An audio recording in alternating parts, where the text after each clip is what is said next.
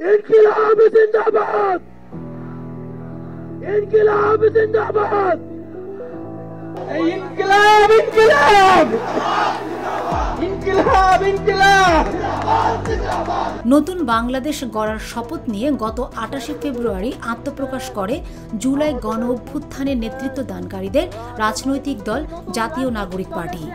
নতুন রাজনৈতিক দল জাতীয় নাগরিক পার্টির আত্মপ্রকাশ অনুষ্ঠানে দলের প্রায় সব শীর্ষ নেতা বক্তব্যের ইতি টেনেছেন ইনকিলাব জিন্দাবাদ স্লোগানটি দিয়ে। আর এতে সবার মনে প্রশ্ন জাগছে, স্লোগানটি কি দলীয় স্লোগান কিনা।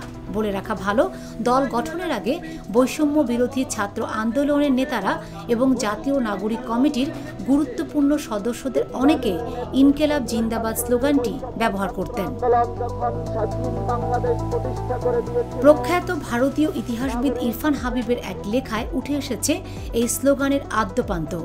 2022 সালের 29শে মে ভারতীয় পত্রিকা ইন্ডিয়ান এক্সপ্রেসে এক লেখায় তিনি উল্লেখ করেছেন 1921 সালে মাওলানা হাসরাত মোহানি প্রথম স্লোগানটি ব্যবহার করেন, উপনিবেশ বিরোধী সশস্ত্র সংগ্রামের নেতা ভগৎ সিং এর কণ্ঠেও।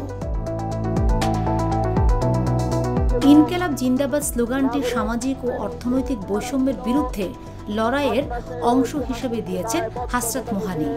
ঢাকা বিশ্ববিদ্যালয়ের উর্দু বিভাগের অধ্যাপক জাফর আহমেদ ভুইয়া বলেন, ইনকিলাব আরবি শব্দ, জিন্দাবাদ উর্দু শব্দ।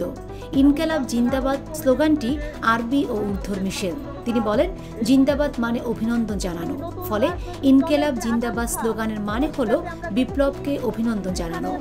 অবশ্য ইতিহাসবিদ ইরফান হাবিব তার লেখায় ইনকিলাব জিন্দাবাদের অর্থ হিসেবে লিখেছেন বিপ্লব দীর্ঘজীবী হোক। দেশে স্বৈরাচারী আওয়ামী লীগ সরকারের বিরুদ্ধে গত জুলাইয়ে যখন ছাত্র জনতার আন্দোলন তীব্র হয়ে ওঠে, তখন তরুণদের অনেকেই ইনকিলাব জিন্দাবাদ স্লোগানটি ব্যবহার করেন। জানতে চাইলে জাতীয় নাগরিক পার্টির জ্যেষ্ঠ যুগ্ম আহ্বায়ক আরিফুল ইসলাম আদিব বলেন, এটি জাতীয় নাগরিক পার্টির দলীয় স্লোগান নয়। যেহেতু জুলাই গণ অভ্যুত্থানের পর থেকে ইনকিলাব জিন্দাবাদ স্লোগানটি বেশ আলোচিত ছিল, তারই ধারাবাহিকতায় এখনও আমরা এই স্লোগানটি বিভিন্ন কর্মসূচিতে ব্যবহার করছি। আমাদের দলীয় স্লোগান ও মূলনীতি এখনও চূড়ান্ত হয়নি। ইনকিলাব জিন্দাবাদ বা বিপ্লব দীর্ঘজীবী হোক স্লোগানটি ছাত্ররা দিচ্ছে, সেটা কমিউনিস্ট ভাবাদর্শ থেকে অনুপ্রাণিত হয়ে দিচ্ছে তা ভাবারও কোনো কারণ নেই। কারণ ইতোমধ্যেই নতুন দল পরিষ্কারভাবে বলে দিয়েছে তারা মধ্যপন্থী দল। Fatema Shilu, GTV news.